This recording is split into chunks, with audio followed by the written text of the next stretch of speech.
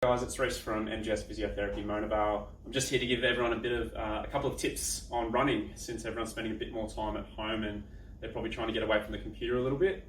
So the things that we want to talk about today is our glute medius, which is a really important muscle to control our hips.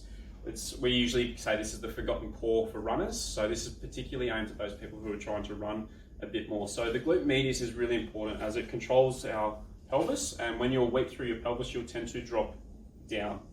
This will cause an internal rotation of the femur, which will cause your knee to drop down like this. This can then cause your patella or your kneecap to rise up, which can then cause knee problems, and it can, as a result, then turn our foot outwards, which can then cause shin splints or plantar fasciitis and other problems. So the exercises that we're going to talk about today really target this muscle particularly. I would suggest start really nice and small with one set of 10 of each of these exercises. And once you get better at them, start to increase to 2 to 3 sets. And make sure you have a day's rest after doing the exercises and you're running. The first exercise that we're going to go through is for the glute medius. I want you to get a ball like this. I will show you with a smaller ball in a second. Stand nice and straight. Push your knee into the ball. You want your knee at 90 degrees and your hip at 90 degrees. And make sure you're standing nice and straight. Your glute on the right side is the muscle that's working. The key points I want you to watch out for is you're not leaning your body over as you're pushing. You're standing nice and tall, and that knee is the only thing that's pushing over. To show you what it looks like with a smaller ball is, once again, knee at 90 degrees, hip at 90 degrees, standing nice and tall, and pushing that knee inwards. Hold this for 30 seconds and do 3 repetitions. Next exercise, ideally use one of these balls, but once again, I'll show you the second version without the ball. So lying directly on your side, we don't want to be rotated at all backwards, and we don't want to be rotated too far forwards. I like to instruct people to keep their knee just slightly bent here to give them a little bit more stability. What we're going to do is pop your heel against the ball and then slide up and down the ball. As you go up and down, you're trying to push your heel into the ball. The common mistakes we see with people is they start to rotate backwards, or they're not putting enough pressure against the ball as they go up and down. If you did not have one of these balls, you would move closer to the wall. And ideally with socks, I won't do it with my shoes, but sliding your leg up and down the wall and just pushing your heel into it as you go up and down. The exercise we're going to go through is a progression from the last exercise. I would say to start with the last exercise and use that for about 2 weeks, 2 to 3 weeks, and then progress to this one once you're feeling pretty confident and finding the other one quite easy. So once again, lying directly on your side, you don't want to be rotated forwards or backwards.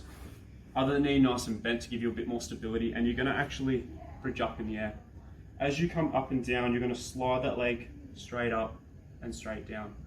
The key points being the same thing, that we do not want to get you going backwards or forwards. We do instruct some people to do this against the wall just to give themselves some feedback so they're sliding nice and straight. The last exercise that we're going to go through is a single leg squat.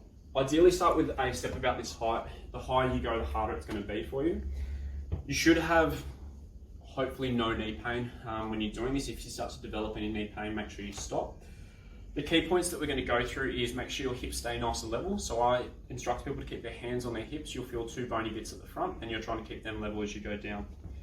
As you go downwards, we're going to go nice and straight and keeping your knee following over your toes.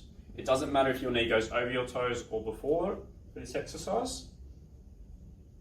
And up and down nice and slowly, doing 3 sets of 12.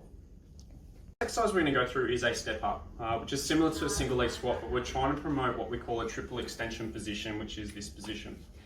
So getting a small step like so, as we said with the last exercise, the higher the step, the harder it is going to be on you.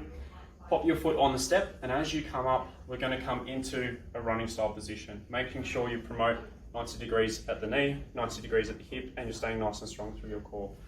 As you come down, you should be going down as slow as you can. Same thing, your knee stays nice and straight, it doesn't drop inwards, and your hips stay nice and level. So as you come down, I'm not dropping my hips, I'm staying nice and level, coming up and coming down nice and slowly.